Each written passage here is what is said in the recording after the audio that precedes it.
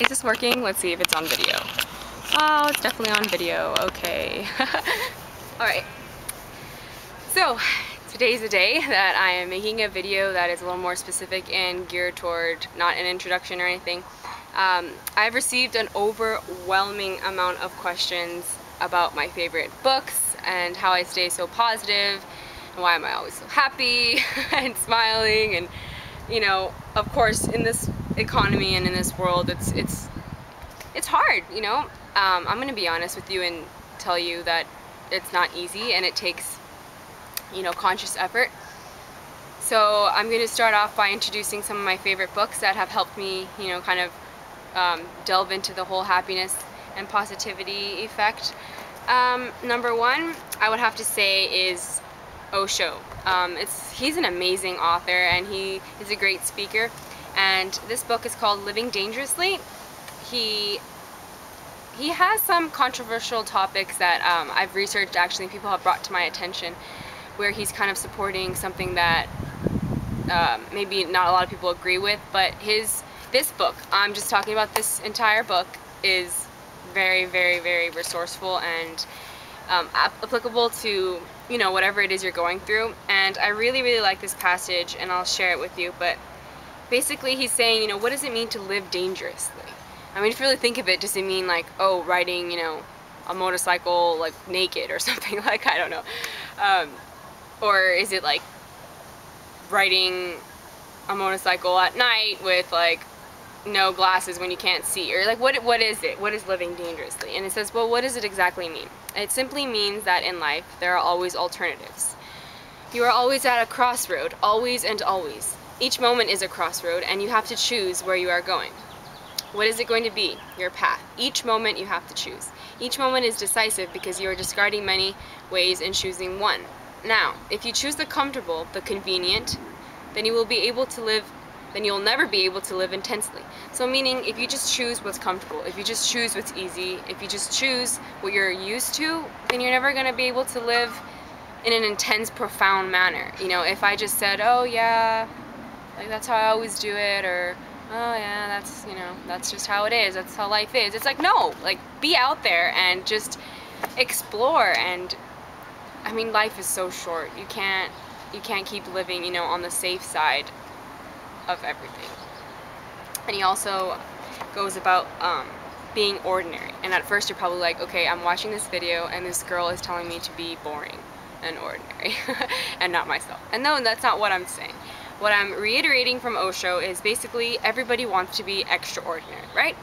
You want to be special, you want to be, you know, the one that everyone looks at, you want to have more, you want to be stronger, or whatever the reason. But this is saying that that is actually very ordinary. Everyone wants to be like that, right? Everyone wants to be extraordinary. And what he's saying is to be ordinary and just relax, just being yourself and just being here. Now that is extraordinary. It's very rare when you see someone, you know, deviating from the standard, you know, culture, or, okay, something's definitely in my eye. Where was I? Okay, yeah, so it's ordinary for someone to just be doing the norms, you know? And so just be yourself, and then you'll be extraordinary, because there's only one of you if you think about it. So yeah. Peace is every step. This book, oh my goodness, I read this probably 10 times within the last 3 months. It's just one of those books that the words just calm your body. Like, you can actually feel them seeping into your soul. Okay, that's probably a bit of an exaggeration, but not really. It's basically the path of mindfulness, and it's to say that you're not going to just reach it and be done and be happy and, oh my gosh, you know, everything's good. It's in every step. And by taking the first step, you're already at peace, because you're moving forward and you're accepting and you're not looking back. And I liked how this was making people consciously think and consciously be in this moment, because in our world today we have such a fast-paced, you know, modernized way of thinking, and everything is, you know, faster, and it's always to meet ends, you know. It's not about the process, or it's not about being here right now. And I feel that our time is just passing by so quickly. It's just, if you try to hold water, what happens? It just runs through your fingertips, right? And that's time, and that's life. It's just running. You can't hold it. you can't snatch it or anything. I mean, yeah, they say like seize the opportunity, but you can't just seize it and then like keep it there. You know, it just keeps changing and it keeps going.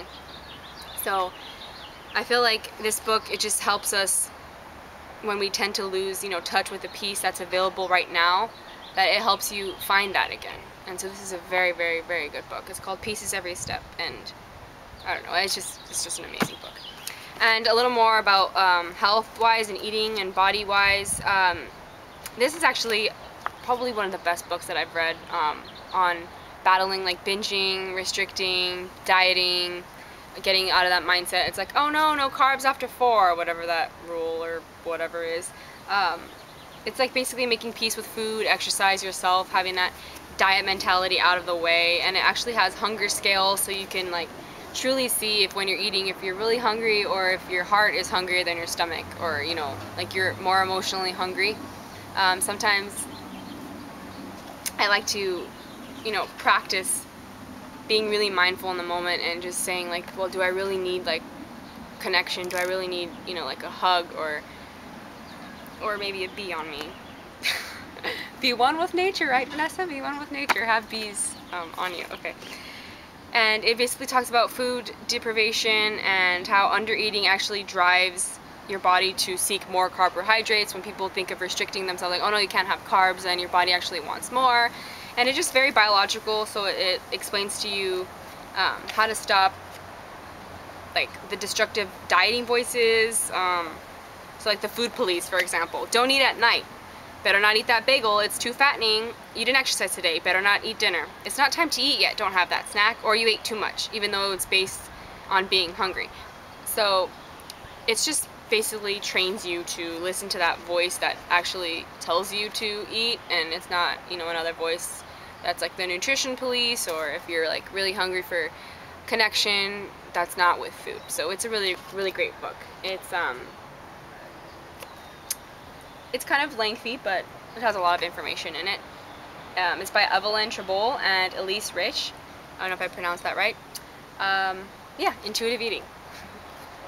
Okay, so those were some of my favorite books that you guys have been probably wondering, like, well, where do I get my information from or something, but yeah, they're all in here.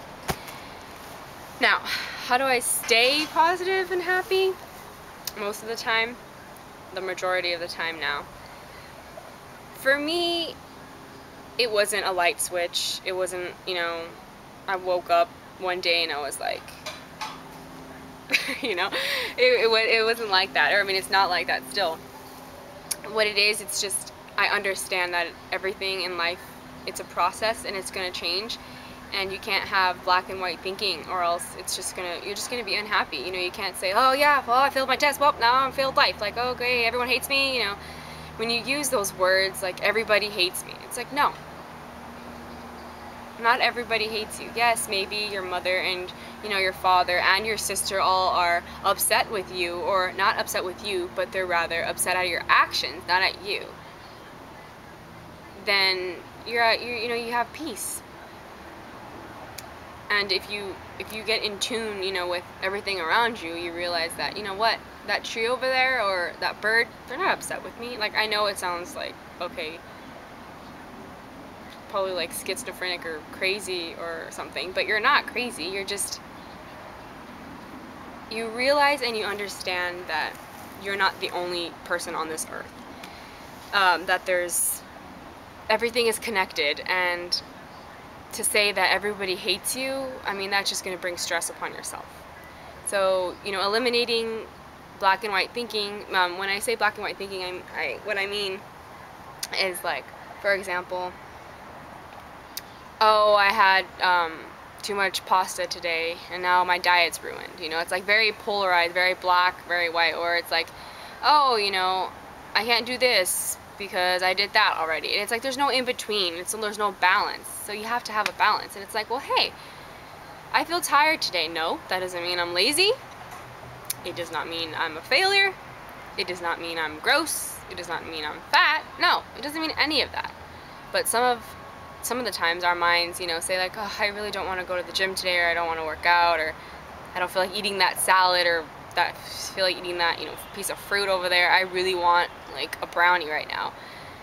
then you need to have that brownie. You need to not always be on this like regimen and this restrictive set of rules in life, like regardless of whatever it is, whether it's like food, exercise, the way you dress. I mean, just, you have to just let life take its course and just kind of not bounce around, like make initiative and be assertive, but just kind of be aware that your decisions are all going to play out in the end, and that they're all going to make sense.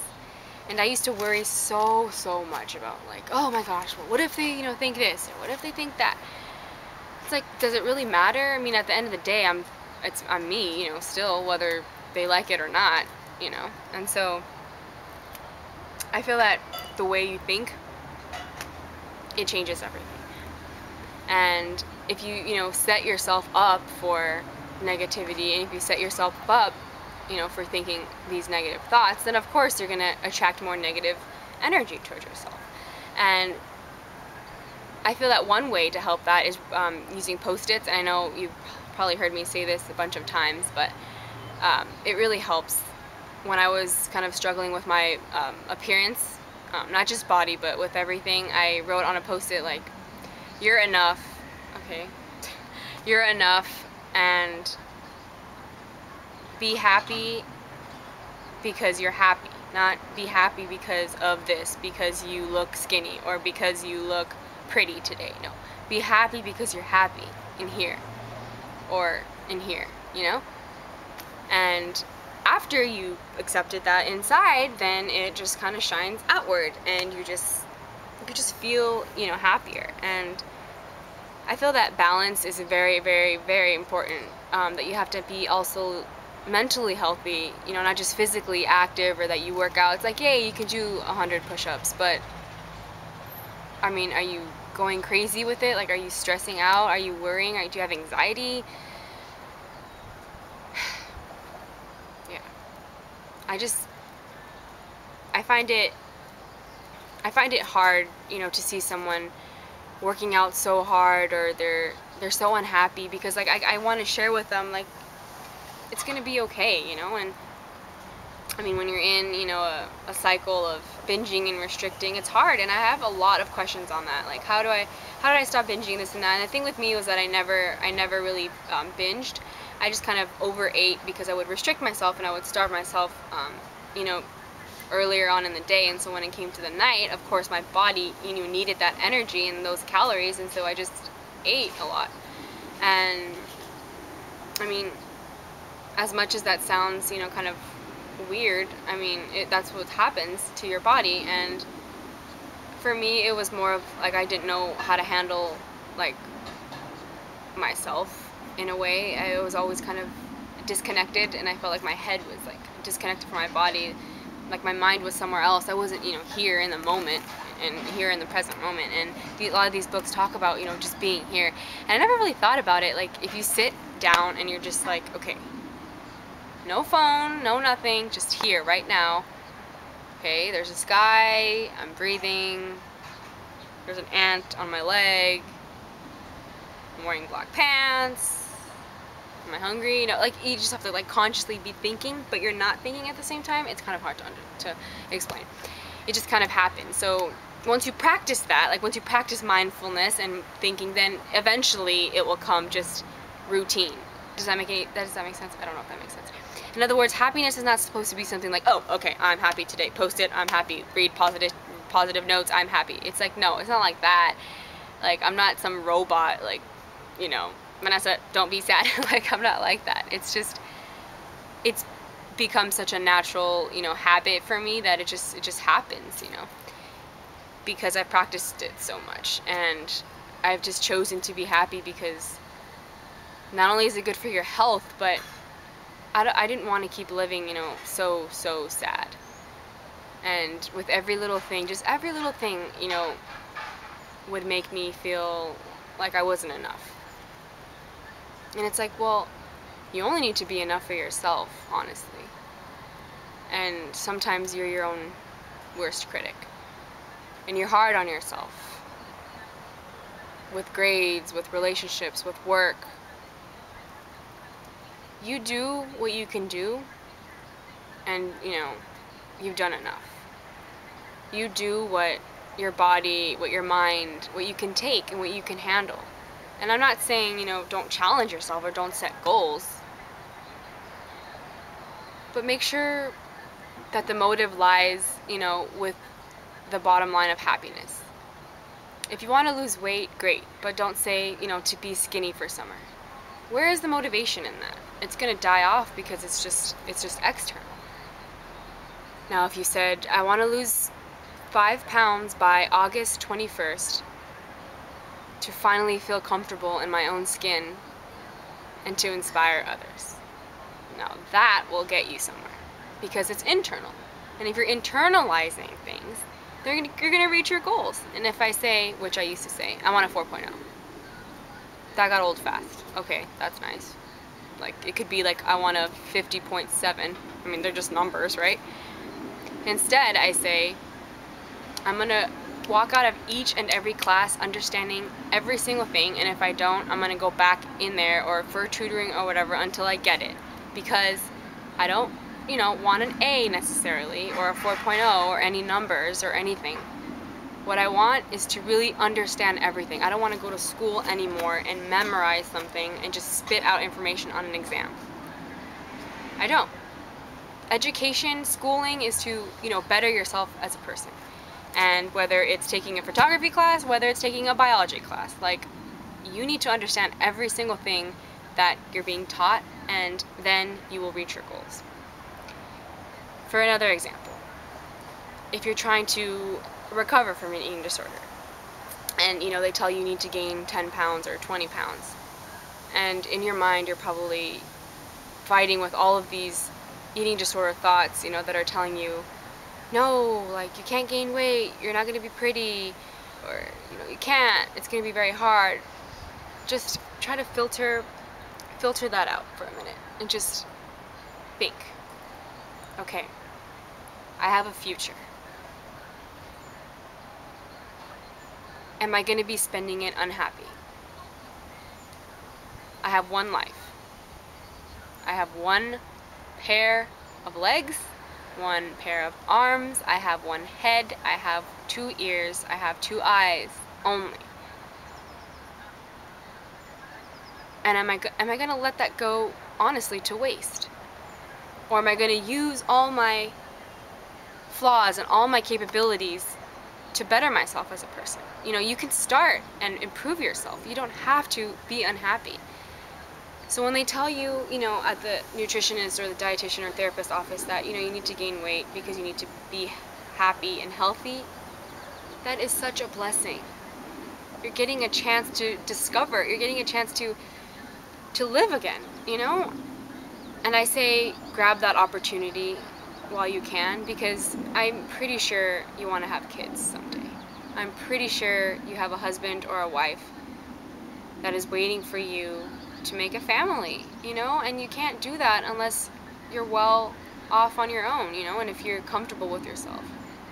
And it can even just be with self-esteem. Like, it's more tiring waking up every morning and feeling like crap than putting maybe 2 or 3 months of your life into consciously trying to be positive about yourself. And one thing that I want to talk about was the mirrors and scales. I don't weigh myself. I haven't since November, and it's almost June now. I go by the way I feel, and if you're steadily at a balance, and you shouldn't be gaining or losing weight, maybe you should go see the doctor if you are, because if you're, you know, eating kind of the same amount and the same foods, and if you're feeling fine and happy, if you're getting enough sleep, drinking a lot of water, moving around, then you shouldn't be gaining or losing weight. So there's no need for a scale. Save those for the fishes. And mirrors. The point of a mirror, hello there, bee. The point of a mirror is to check to see if you have anything in your teeth before an interview. It's to see if your hair is sticking up kind of awkwardly, you know, before your first date. It's to see if, you know, maybe your clothes match. To see if you're not looking like, you know, like a rainbow. I mean, if you are, hey, if you like that, go ahead, you know. But what I mean is mirrors are not to determine your happiness. When you look at the mirror and you're like, oh, like touching this, touching that, like, ew, what's that? Get that out. I want you to have a challenge, okay?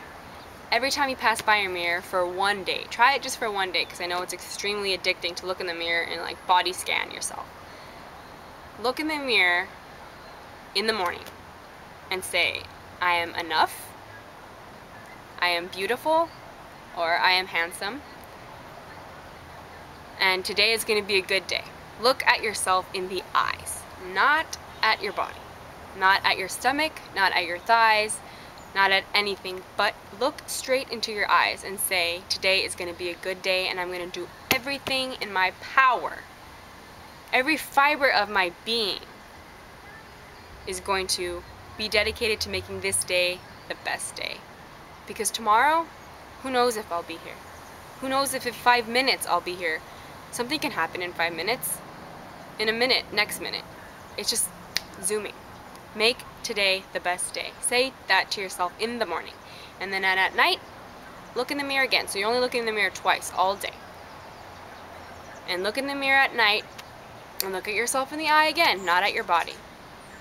And if it was a good day, look at yourself and say, that was a good day, and it was a good day because I chose it. I chose to be positive. I chose. I have the power in my hands to make my day, or I have the power to let it make me. And by doing that for a week, your mindset's going to change. And you're going to be stronger, and you're going to feel more capable, and it's just going to become easier to just walk by a mirror and not even look. Simple as that. I mean, yeah, unless you're like, ow, like something's poking me, let me check. Oh, it's like a piece of hair or whatever that's like bothering you, then you take it out. Mirrors are not, you know, made for that.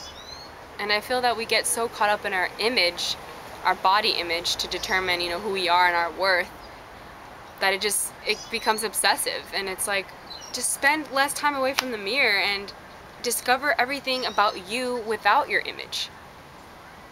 You know? So just try that challenge. Twice a day, only look at yourself in the mirror, and don't look at your body, but look inside your eyes. And I mean, some people may think it's like silly and start laughing, you know, and like, oh, I'm talking to myself. I mean, hey, I have conversations with myself. Like, I prep myself for things, so yeah. So just to sum up what I kind of went off of in this video were the books. We have Osho, Living Dangerously, Fitch and Peace is Every Step, The Power of Now by Toll, and Intuitive Eating by Tribble and Resch. And if you're not going to transform your thinking right now, then when are you going to? If you're going to keep saying tomorrow, tomorrow, what if tomorrow never comes? What if today was the only day that you had left? I mean, it's not even a what if, that is a possibility, you know, that tomorrow we may wake up with nothing. We may wake up with, we might not even wake up. So I say take all the chances you can now, and I say transform your thinking now before you're just digging yourself deeper into the hole, you know. And it's not going to be easy, but let me tell you something, it is possible. And I believe in each and every one of you that it is possible. It's not just possible for the poor, it's not just possible for the smart, for the weak, for the ones with red hair, for the ones with curly hair, for the ones with muscular bodies, or for the ones that are overweight. It's for everyone. Because we all have brains, right?